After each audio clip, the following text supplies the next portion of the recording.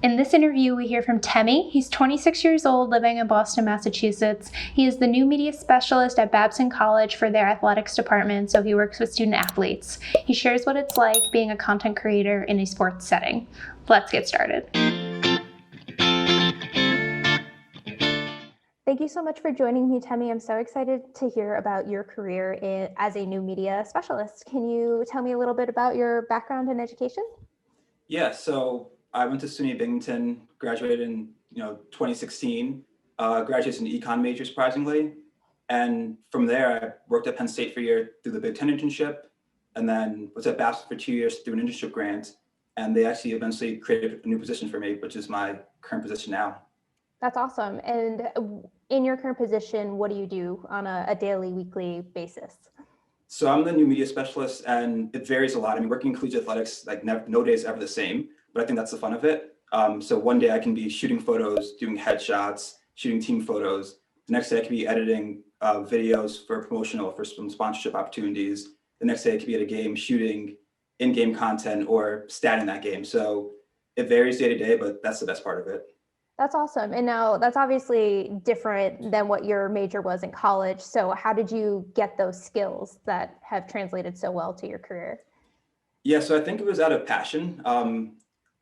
As an econ major, I thought I was going to get into banking or become an economist, in 30, 40 years. But being a collegiate athlete, running track at Binghamton, I was surrounded by our sports information department, and they're the people that actually introduced me to the whole side of working in collegiate athletics.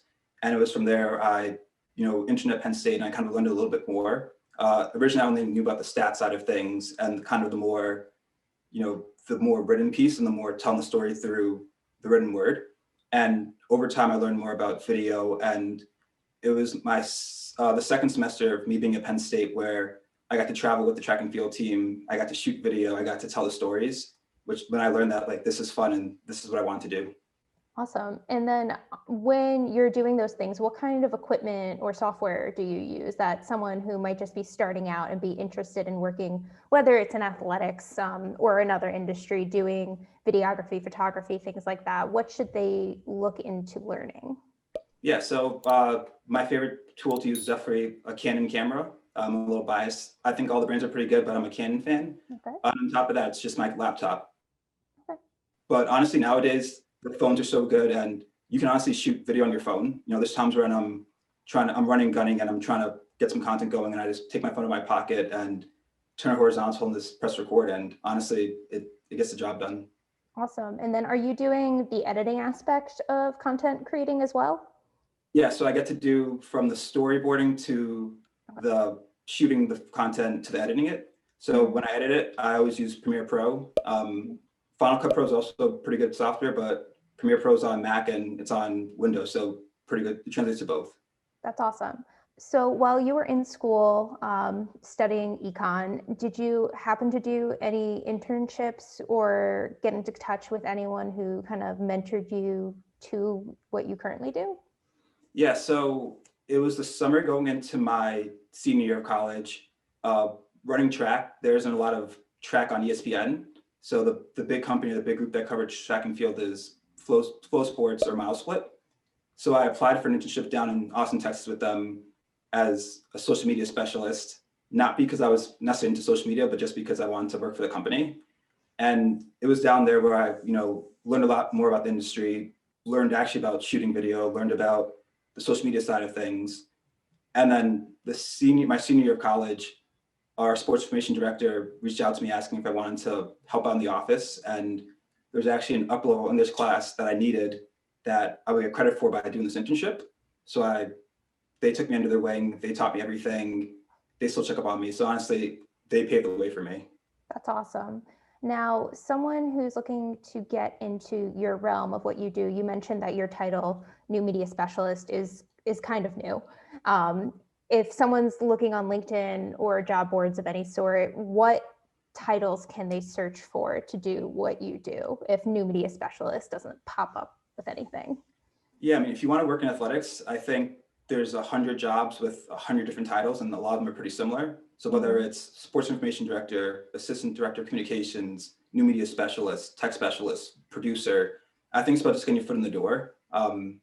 there are hundreds and thousands of schools out there. There's thousands of athletic departments out there. And I think once you can get your foot through the door, you can then really find out what you want to do and give yourself a chance. Right. So do you recommend kind of getting the groundwork laid in all different skill areas like photography, videography, writing, or do you think it's better to try to specialize in something right off the bat to go in and be like, yes, this is what I am best at? I think it's good to have a specialization because I think being, not necessarily an expert, but being really good at something definitely gives you a leg up over other people. But I think having all those skills is useful. I like to call myself a videographer, but any day I can be asked to make a graphic or write a story, and I have to be ready to do that, and I have to have the skills to do that. So it's definitely fun knowing that I specialize in one area, but it's definitely good to have a well-rounded base. That's awesome. And now, in my experience, I find that people who are creative and like to make things tend to have a side hustle. Do you do anything beyond your full-time job? I do. So when I first started off, because I wasn't working in sports or because I was just doing it for fun, I would create videos for my friends and family. And my brother kept saying, you should charge people, you should charge people. But at the time I was like, no, it's just a hobby. Like, you shouldn't charge people for your hobby. And then when I finally started working in sports, I still wasn't charging people. And he's like, you need to charge people. Like, you're bringing a service, you're providing a good.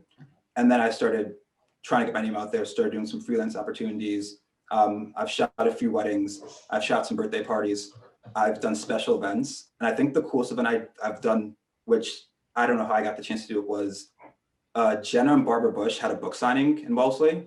All right. And because of like a friend of a friend, they needed someone to shoot the event and they recommended me. So I got to shoot their book signing and, hang out with them for an evening. That's pretty cool. I've noticed a trend with the interviews that I'm doing that like the coolest opportunities that pop up are typically out of the blue and you kind of just have to grab at them. I definitely agree with that. Yeah. So in your role at Babson as a new media specialist, what would you say is your daily schedule in terms of work-life balance? Yeah, so it's definitely not a 9 to 5. It can be a 9 to 9, and it can be a 9 to 12, but every day is different. And I think that's, like I said before, that's part of the fun of it.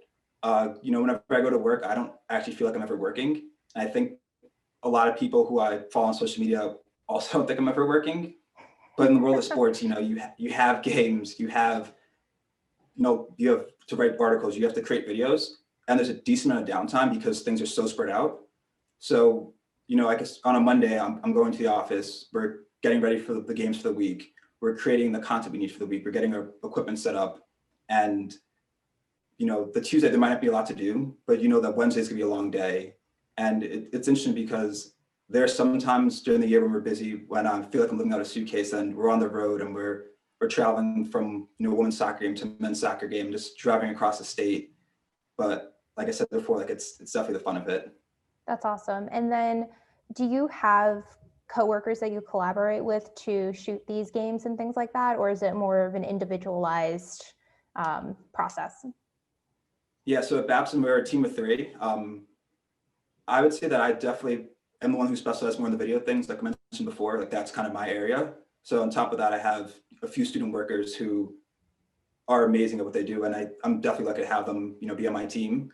I remember my first year when my boss told me to grab some student workers, I was a little hesitant to kind of let anybody else into my space. But as time went on, I started trusting them more, and having them has definitely made things a lot easier. And we've got to create a lot of good content because of them. Mm-hmm. And then on top of that, the way we function is a little different than Division Ones. We have a 50-person department. We have 22 assistant coaches, and any assistant coach can help out at any time, whether it's our baseball coach or it's our women's soccer assistant coach. Like, they chip in and they help create content when we need them. That's awesome. What is something someone who might not be familiar with the process of content creation might find surprising about what you do on a daily basis? Oh, that's a tough question. I think the most interesting thing about content creation is kind of like the idea process. Even when we're going to a soccer game to create a highlight video, before we even get to the field, we're thinking about what shots we're gonna get, what angles are we gonna get, because it's easy to point a camera at something and say, here's a video, but to tell a story and to kind of try to make sure it resonates with people is definitely the hardest part. I like to consider what the content we create, even for games, cinematic highlights, where it's not just us taking video of the goals or videos of the baskets made. It's us trying to tell a story, and it's trying to get the people who aren't at the games to feel like they're a part of it. And then I think something that's definitely overlooked that people notice when it's not there is like the sound choice and the sound design. That's such a big part of things, whether it's hearing the swish of a basket, whether it's hearing, someone step on the turf, like having those small things there, like people never notice them until they're like, this sounds weird. It just sounds like you're playing a song on top of it. Right. That's very cool. And do you have any recommendations for resources for people to look into to hone those type of skills? Maybe like a podcast or a YouTube channel or a newsletter of some sort that maybe you yourself look to keep up on like trends and things like that? I definitely think if you want to, work in this field, it's definitely about reaching out to other people. It's definitely about seeing what other people are doing. You're probably never going to be the first person to do something. Every idea, I'm sure, has been done, whether it's been done in sports or on a TV show or in a different aspect of life. But seeing what other people are doing, asking them questions about like how they got to where they are, asking them why they did something. The sports community is a fun community because the side of the job we're on is kind of like behind the scenes. But because of that, the people are so kind and they're so willing to share what they've learned, and they're willing to kind of get someone else's foot through the door. Mm-hmm. And do you feel like sports is where you're going to stay throughout your career? Is that something that really excites you, or do you see yourself maybe exploring another industry down the line? I definitely love the sports industry. I mean, I ran track since I was 8 years old when I, couldn't make the basketball team. The student athletes I've worked with have definitely kept me involved in wanting to work in sports, and the coaches I've come across have definitely made me feel like I'm part of the family. I think that's a huge aspect about it that I like. And I always tell myself, I'm going to keep doing this until it's not fun anymore. And I've been doing this for 5 years now, and it's still fun. So I'm going to keep going with it. Awesome. And has COVID-19 impacted your job on a regular basis negatively, or has it changed things for the better? I've heard mixed opinions about, digital transformation. Yeah, COVID has definitely changed a lot of things. I mean, especially because a lot of my job, or a lot of the job that I like, is based around playing games. We have not played a game since, I want to say, March. I actually have the game program, the last game we played at Babson, on my office wall. Oh. So that's definitely been tough, but as bad as it sounds, it's given me a chance to kind of grow as a person, as a freelancer. Normally during the year, every Saturday we're at Babson, we're working a different event. But because of COVID, I've gotten the chance to shoot special events. I've gone to shoot a few weddings. I've gone to do things I actually wouldn't have time for, and that I never would have tried because of the time limits I've had. Mm-hmm. So for my full-time job, it's definitely been tough because I haven't gotten to do the things I love. But as personal growth, I've gotten to watch more podcasts, just learn different skills. So when the time comes for us to play sports again, to create that content, it's going to be some good content. Awesome. So it sounds like there are some really great things that you get to do throughout your normal day, week, month. Is there anything about your position that you're not the biggest fan of? Yeah, I wouldn't say that I'm not the biggest fan of some things, but it's definitely the way the time works, especially when you get towards the postseason, the crossover season, from the fall to the winter, when you have soccers, field hockeys, basketballs, hockey. Like, there's 9 sports going on. They're in championship season. This is the one part of the season where the teams are, flying throughout the country. We can have a team in Florida, you can have a team in Pennsylvania, you can have a team in Boston. And it's just definitely hard to kind of, I guess, be everywhere at once. And I think the hardest part is just kind of communicate that with my friends, because my friends would say, let's hang out. And I'm like, well, we have a soccer game. If they lose the game, I can hang out. If they win the game, I'm going to be in upstate New York for 2 or 3 more days. And sometimes they just don't understand how, like, we can't plan things out a week in advance. Mm-hmm. And, but working in sports is that it's things happen at any given moment. You can't plan, or you don't know if a team's going to win or not. You don't know if you're going to be at an event the next day. I remember it was, 2 years ago, our baseball team was out in Iowa, and it's a double elimination tournament for the College World Series. Mm-hmm. And my mom's calling me and she's asking me, are you guys still in Iowa? I'm like, yep, they won the game. And then they played again, and she's like, are you guys still there? I'm like, yep, they won the game. And it's one of those things where, like, it's so hard to make plans with people who don't work for the same school you work for, or the same department you work for. But it's also a cool experience knowing that the better the teams do, the more fun you get to have, essentially. That's awesome. I guess leaning towards wrapping things up, do you have any advice for someone who's interested in entering such a multifaceted, multi-skilled role such as yours? Because that definitely, as a newbie, at least to me, I think would seem a little bit overwhelming. Yeah, I would say, especially now, the great thing is that the sports world and the marketing world, it's growing. Schools are doing more, digital media is becoming a bigger thing, social media is becoming more and more important. And as time goes on, they create, the next TikTok or the next Clubhouse app. We're definitely leaning on the younger generation to kind of show us how these things are done. I remember when, Twitter and Instagram first came out, a lot of people were hesitant to use it. They were saying that it's gonna be here for a few minutes and it's gonna be gone. But whether it's here for a year or 6 years, if that's what people are into, if that's what's trending, it's got to be used. So I definitely think that the younger generation has that advantage because they were born into the age of technology and they don't know life without technology. So because of that, they're so good at using it. So whether you're a freshman in college or a junior in high school, volunteer for your athletics department, volunteer for local restaurants around town, and just keep honing your skills. Awesome. Well, Temi, thank you so much for your time and sharing your experience with us, and I will talk to you soon. Awesome, I appreciate it. Thanks Thank again. you.